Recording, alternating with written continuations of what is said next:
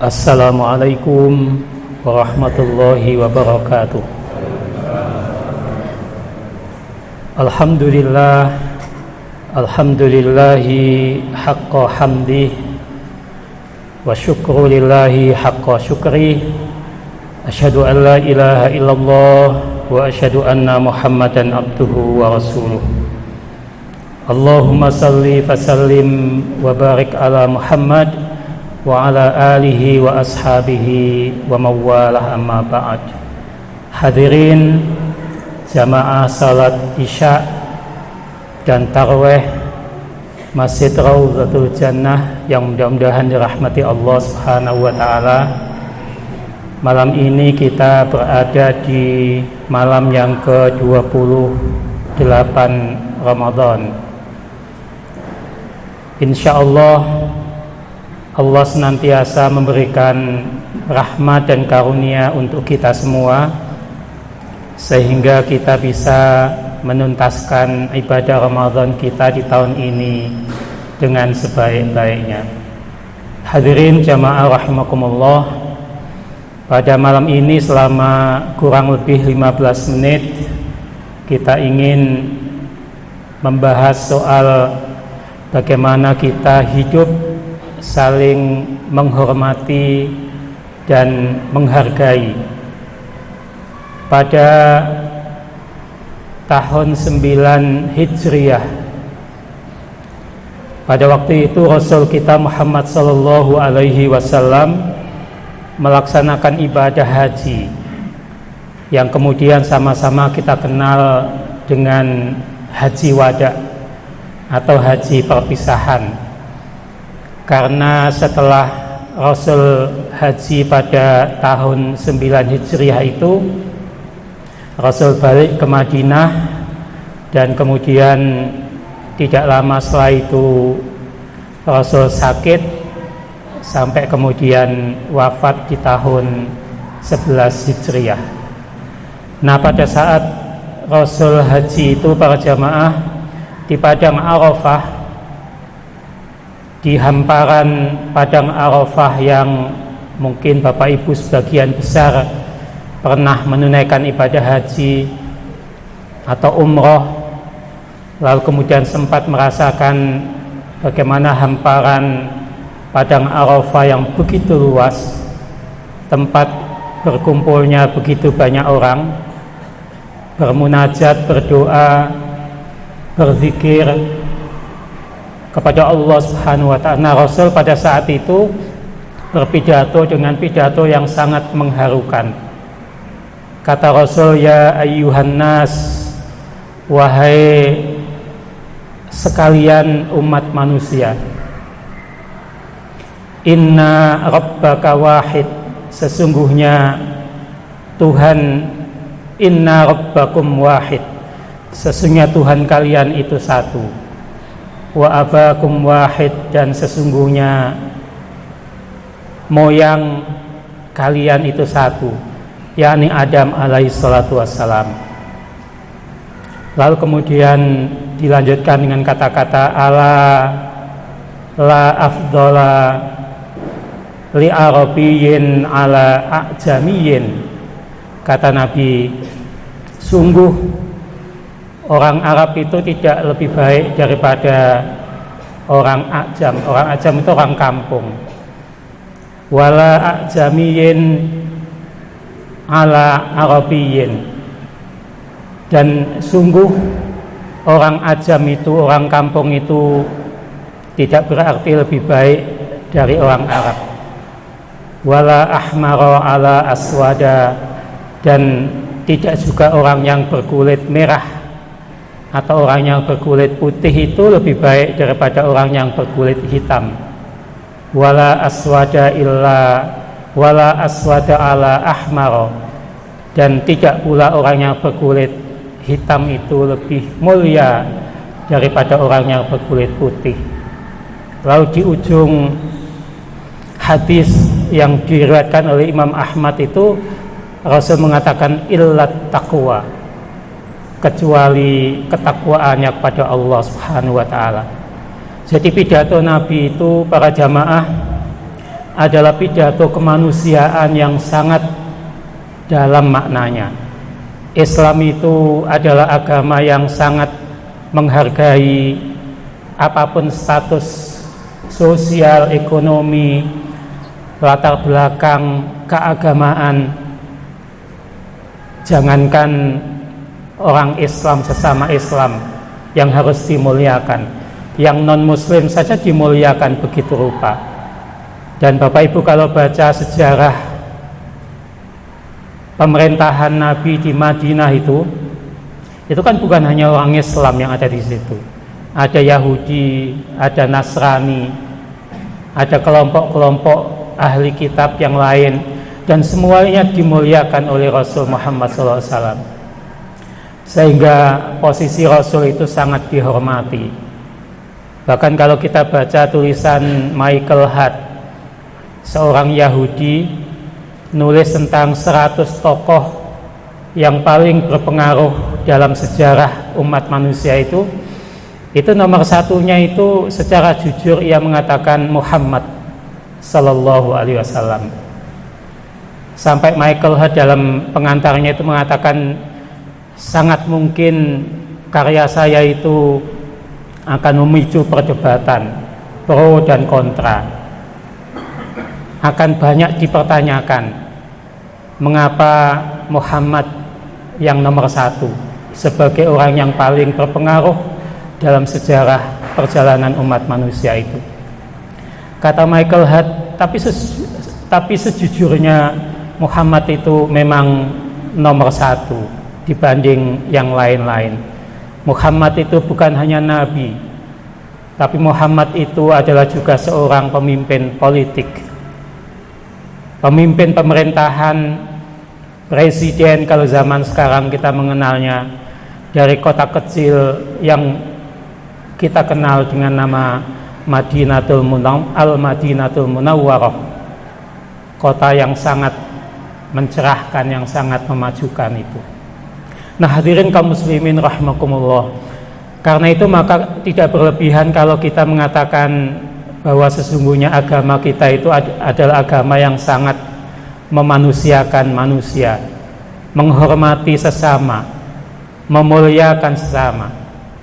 Bahkan di dalam ayat Al-Quran kita ada firman Allah yang berbunyi, man qatala nafsan bi ghairi nafsin aw fasadin fil ard faka'annama qatalan nasa jami'a. Kata Allah, barang siapa yang membunuh seseorang tanpa ia bersalah, tanpa ia membuat bersalah karena berbuat kerusakan di muka bumi, atau bersalah karena ia telah membunuh sesama umat manusia, maka kata Allah, faka'annama qatalan nasa jami'a, orang itu bagaikan telah membunuh seluruh umat manusia. Waman ahyaha, dan barang siapa yang menolong sesama, lalu orang yang ditolong itu hidup, survive karena pertolongan kita, maka Allah mengatakan faka'annama ahyan nasa jami'a, orang itu bagaikan telah menghidupi seluruh umat manusia. Itu artinya kita kalau menolong sesama itu rasanya tidak pernah melihat apa agamanya. Kalau ada korban bencana seperti yang terjadi baru-baru ini di berbagai daerah karena banjir bandang, lalu kemudian ada panitia yang memobilisasi kita untuk membantu sesama, maka kita tidak pernah melihat orang yang kita bantu itu apa agamanya. Kita tidak pernah melihat orang yang kita bantu itu organisasinya apa, atau dulu waktu Pilpres milih siapa. Tidak pernah kita lihat itu. Dia pribumi atau non pribumi tidak pernah kita lihat. Semuanya kita bantu semata-mata didasarkan nilai-nilai kemanusiaan. Dan itulah yang diajarkan Allah, yang juga dituntunkan oleh Rasul kita Muhammad SAW. Karena itu ketika Rasul menaklukkan kota Makkah pada tahun 7 Hijriah itu, para jamaah, Itu saking marahnya sebagian sahabat Nabi itu sampai ada yang mengatakan hadza yaumul malhamah gitu katanya. Ini adalah hari pembalasan. Maksudnya waktunya balas dendam. Karena selama bertahun-tahun Rasul Muhammad dan sahabat-sahabatnya itu nggak boleh masuk kota Makkah, sehingga nggak bisa umroh, nggak bisa haji. Begitu kota Makkah ditaklukkan pada tahun 7 Hijriah itu, saking marahnya sebagian sahabat Nabi itu ada yang mengatakan dengan sangat emosional dengan perkataan tadi itu, hadza yaumul malhamah. Ini adalah hari pembalasan, hari balas dendam gitu. Lalu sahabat itu ditepuk pundaknya oleh Nabi. Nabi mengatakan jangan mengatakan itu, tapi katakanlah hadza yaumul marhamah. Ini adalah hari kasih sayang. Bukan hari balas dendam, tapi hari kasih sayang. Bukan hari menumpahkan darah, tapi hari kasih sayang. Itu artinya kehormatan, kemuliaan sesama itu menjadi luar biasa. Karena itu para jamaah kaum muslimin rahimakumullah, kita diajarkan dalam hal beriman misalnya, iman kita itu tidak akan sempurna adanya kalau kita ini tidak menghormati, menyayangi sesama. La yu'minu ahadukum hatta yuhibba li akhihi ma yuhibbu li nafsi. Kata Nabi, tidaklah sempurna keimanan kita semua kalau kita tidak mencintai sesama sebagaimana kita mencintai diri kita sendiri. Karena itu ada teori dalam ilmu sosial itu namanya teori wajah. Jadi kalau kita menyakiti orang lain itu tergambar wajah kita. Kalau kita memukul orang lain itu sama dengan memukul kita sendiri. Kalau kita tidak menghormati orang lain itu sama dengan kita tidak menghormati diri sendiri. Jadi, teori wajah. Karena itu maka sebagian dari kesempurnaan keimanan kita itu adalah sangat bergantung bagaimana kita memuliakan sesama kita, memuliakan tamu, memuliakan tetangga, adalah bagian-bagian dari kesempurnaan iman. Bahkan hadirin kaum muslimin rahimakumullah, ada dalam hadis Nabi itu disebutkan al-muslimu man salimal muslimuna min lisanihi wa yadihi. Muslim yang sejati, muslim yang benar itu adalah muslim yang orang-orang yang ada di sekitarnya, yang kalau misalnya Bapak Ibu tinggal di kompleks ini, di Wisma Permai, lalu tetangga kanan kirinya itu, depan belakangnya itu merasa aman dari gangguan lisan dan gangguan tangannya, maka orang itu adalah orang yang baik. Dia itu adalah muslim yang baik.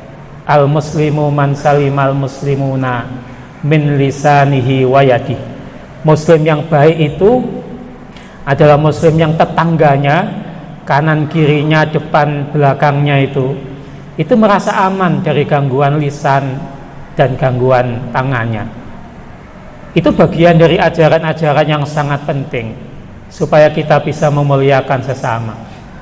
Nah, ajaran memuliakan itu tentu ada kaitan dengan ajaran bahwa kita ini bersaudara. Innamal mu'minuna ikhwah fa aslihu baina akhawaikum wattaqullaha la'allakum turhamun. Kata-kata innama itu kalau dalam bahasa Arab itu disebut dengan adatul hasr. Artinya kalimat yang membatasi. Hanya orang-orang yang imannya masih ada dalam dada itu yang masih ada peluang untuk bersaudara. Karena itu disebut innamal mu'minuna ikhwah.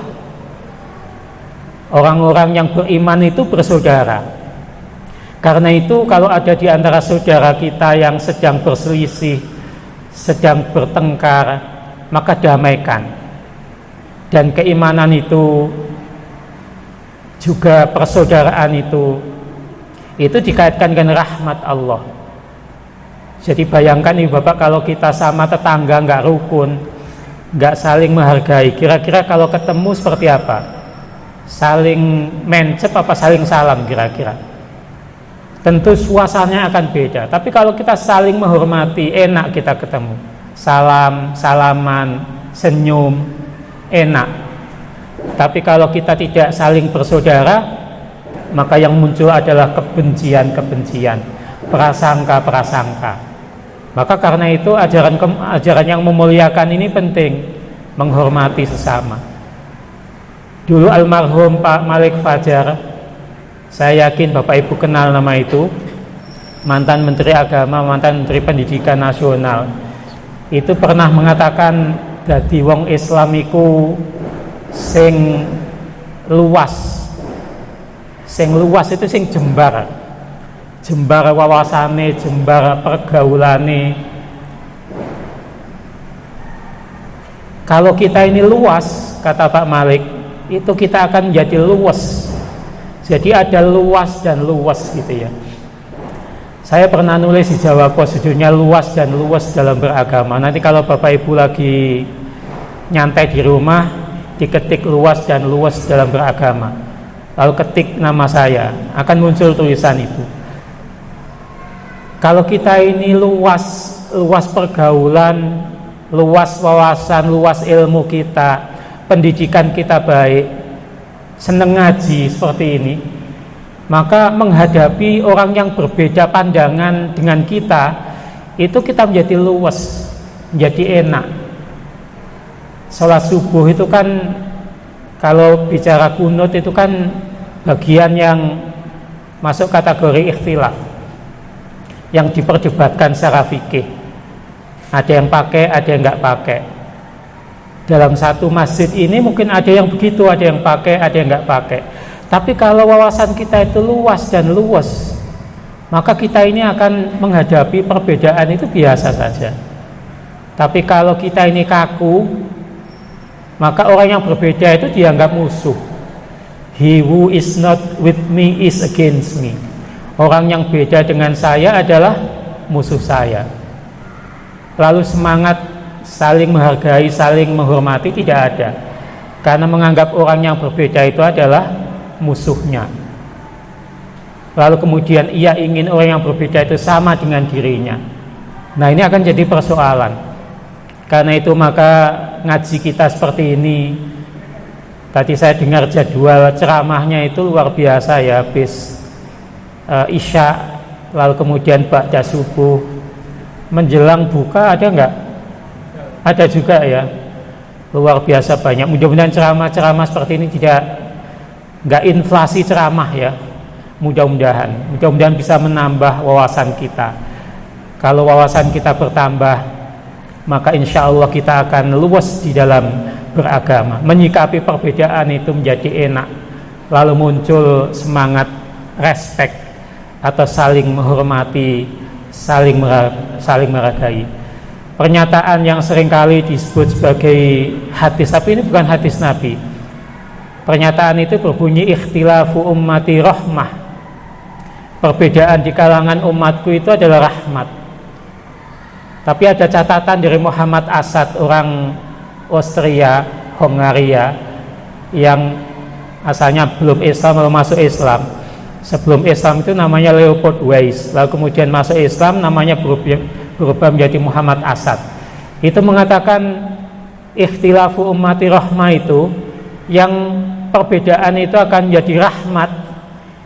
Itu kata Muhammad Asad, itu jika yang berbeda itu adalah orang-orang yang berpendidikan, jika yang berbeda itu adalah orang-orang yang berilmu pengetahuan.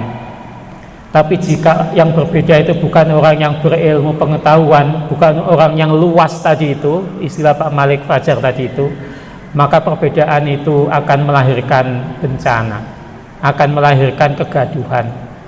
Beda Idul Fitri, beda Idul Adha, beda awal Ramadan, itu kalau tidak ada semangat berilmu tadi itu, ilmu pengetahuan itu enggak jembar hatinya. Selalu muncul prasangka, menyalahkan yang lain, padahal semangatnya adalah saling menghormati, saling menghargai. Mudah-mudahan dengan ngaji kita seperti ini para jamaah, mudah-mudahan kita semakin luas wawasan kita dan kemudian kita semakin luas di dalam menyikapi perbedaan-perbedaan yang ada, sehingga semangat hidup kita terhadap orang yang berbeda dengan kita adalah semangat saling menghormati, saling menghargai. Kurang lebihnya mohon maaf. Nasrun minallah. Wassalamualaikum warahmatullahi wabarakatuh.